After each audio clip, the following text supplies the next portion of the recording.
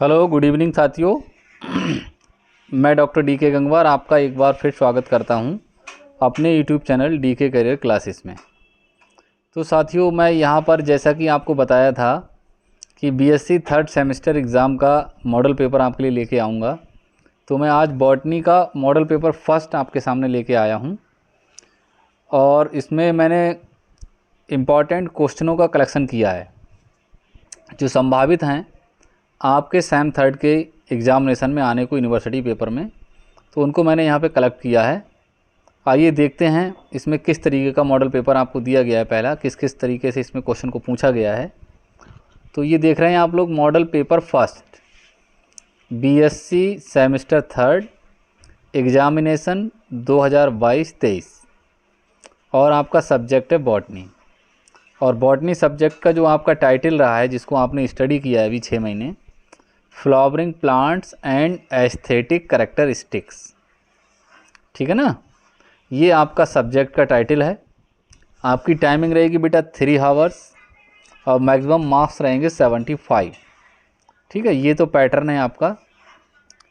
अब देखो नोट में लिखा हुआ है, note attempt all the sections as per instructions, यानी कि आपको सभी सेक्शन को सॉल्व करना है, अटेम्प्ट करना है और उसके सामने उसके निर्देश दिए गए हैं, निर्देश के अनुसार। सेक्शन ए है, इसमें देखो फिर नोट आ गया है, note attempt all 5 question, attempt 5 question each short questions carry 3 marks. यानी कि सेक्शन ए में आपको कोई 5 क्वेश्चन अटेम्प्ट करने हैं और प्रत्येक क्वेश्चन जो है 3 मार्क्स का है। ठीक है बेटा, तो 5 × 3 = 15। अब देखते हैं इसमें हम पहला क्वेश्चन क्या कह रहा है, name any 5 botanical garden in India. तो ये पहले वाला जो शॉर्ट नोट है आपका, ये टैक्सोनॉमी से लिया गया है।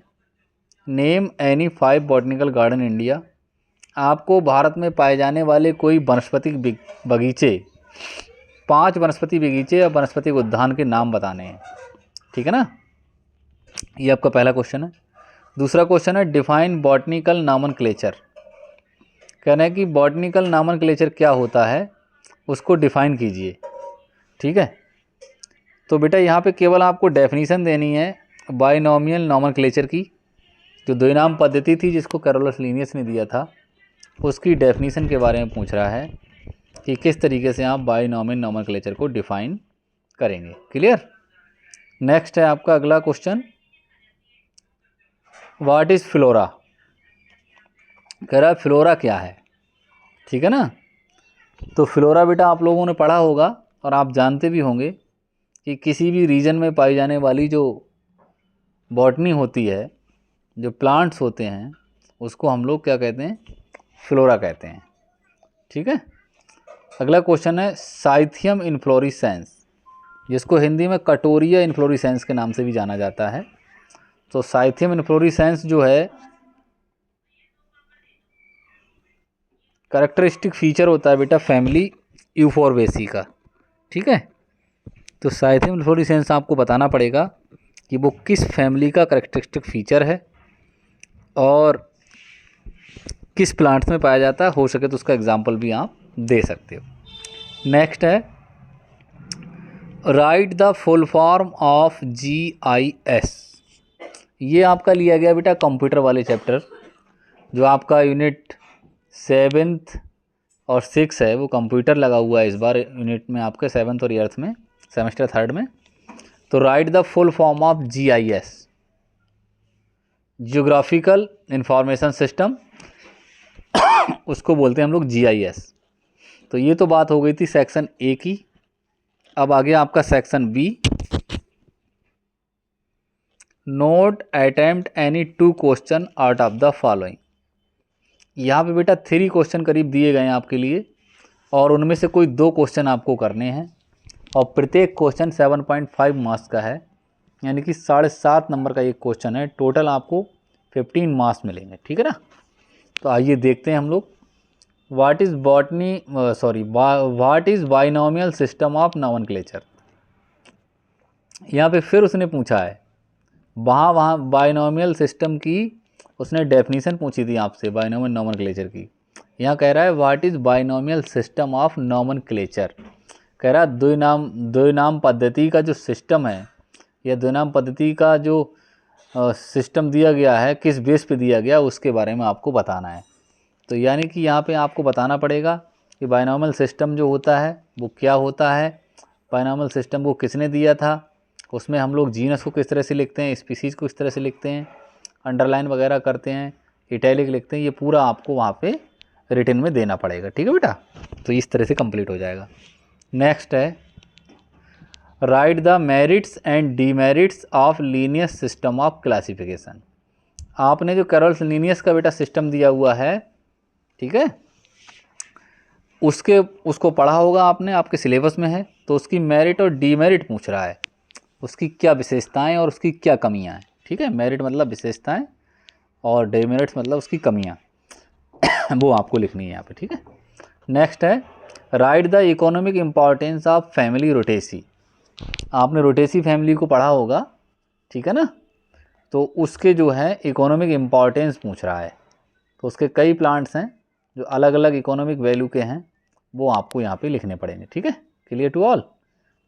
अगला section C, note attempt all question out of the following, each question carry 15 marks. अब देखो सबसे बड़ा पोर्शन बेटा आपका ये है जहाँ से सर्वाधिक मार्क्स मिलने के चांसेस रहेंगे आपको। एक क्वेश्चन आपका 15 नंबर का है और 3 क्वेश्चन आपको यहाँ से अटैम्प्ट करने हैं। तो 15 इंटू 3 इजकल टू 45, यानी कि सबसे बड़ा पोर्शन आपका यही है। ये लॉन्ग क्वेश्चन है आपका, सबसे पहले वेरी शॉर्ट थे, इसके बाद शॉर्ट थे, अब ये लॉन्ग है। पहला question, describe briefly the important principal and rules of international code of botanical nomenclature. कह रहा है कि विस्तार पूर्वक चर्चा कीजिए इंटरनेशनल कोड ऑफ नॉमेनक्लेचर पर, उसके प्रिंसिपल्स पर और उनके रूल्स के बारे में बताइए। ठीक है ना, जिसको ICBN भी बोलते हैं बेटा। अच्छा, international code of botanical nomenclature को ICBN के नाम से भी जाना जाता है। इस तरीके से भी कभी कभी शॉर्टली लिख देता है। अच्छा, फिर कहो ये क्या आ गया ICBN को, तो उसको समझिएगा थोड़ा सा। International code of botanical nomenclature, clear. उसके बारे में आपको पूरा लिखना पड़ेगा, उसके कुछ रूल्स होते हैं, कुछ सजेशंस होते हैं, वो आपको सारे लिखने पड़ेंगे। ठीक है, अगला क्वेश्चन देखिए बेटा, describe the classification of Bentham and होकर। तो बेंथम एंड होकर ने बेटा जो क्लासिफिकेशन दिया था उसके बारे में आपको बताना। ये बहुत पॉपुलर साइंटिस्ट हैं और इनको बार बार हमारी यूनिवर्सिटी जो है रिपीट करती है, बेंथम एंड होकर का क्लासिफिकेशन दीजिए। ठीक है, इसको आपको अच्छे से करना पड़ेगा। अगला है describe family Compositae, give the floral diagram and floral formula.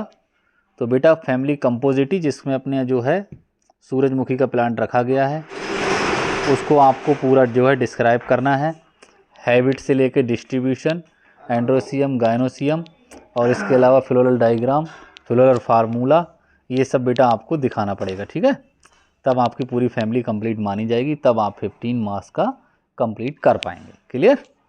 Next question देखो, what do you understand by the term generation of computers, briefly describe the various generation of computers. कह रहे हैं कि what do you understand by the term of computers. आप computer की जो terms दी गई है जनरेशन ऑफ कंप्यूटर्स, इससे क्या समझते हैं। ब्रीफली विस्तार पूर्वक डिस्क्राइब मतलब वर्णन कीजिए various generation of computers, computers की विभिन्न पीढ़ियों के बारे में विस्तार पूर्वक बताइए। ठीक है, ये भी क्वेश्चन आपका जो है लॉन्ग वहाँ से लिया गया है यूनिट 8 से, तो कंप्यूटर को तैयार कर लीजिएगा बेटा, अच्छा क्वेश्चन है ये। इसमें 2-3 जनरेशन दिखाई हैं कंप्यूटर की। ठीक है, इस समय जो कंप्यूटर चल रहे हैं ये 5th जनरेशन के कंप्यूटर हैं, आपको ये पूरा पढ़ के जाना पड़ेगा। 1st, 2nd, 3rd, 4th और 5th, तो 5th जनरेशन में हम लोग इस समय कंप्यूटरों का यूज़ कर रहे हैं। इसमें सब कुछ बताया गया है आपको, आप जब अपने सिलेबस में पढ़ेंगे आपके सॉफ्टवेयर से लेकर रिलेटेड हार्डवेयर और उसकी मेमोरी वगैरह जो भी पार्ट्स होते हैं, जनरेशंस किस साइंटिस्ट ने कौन सी जनरेशन का कंप्यूटर दिया था, सारा कुछ दिया हुआ है आपकी बुक्स में। तो अच्छे से इसको तैयार कर लीजिएगा, ठीक है, और धैर्य के साथ तैयार करो। ये मॉडल पेपर फर्स्ट मैंने आज आपको दिया है, मैं 1-2 दिन में फिर आपको मॉडल सेकंड दूंगा, इसके बाद मॉडल थर्ड दूंगा, 2-3 पेपर मैं आपको दूंगा, और इनसे बहुत अच्छे क्वेश्चन आपको मैंने जो है कलेक्ट किए हैं, और यूनिवर्सिटी एग्ज़ाम में काफ़ी फ़ायदा होगा। Thank you, thank you, thank you.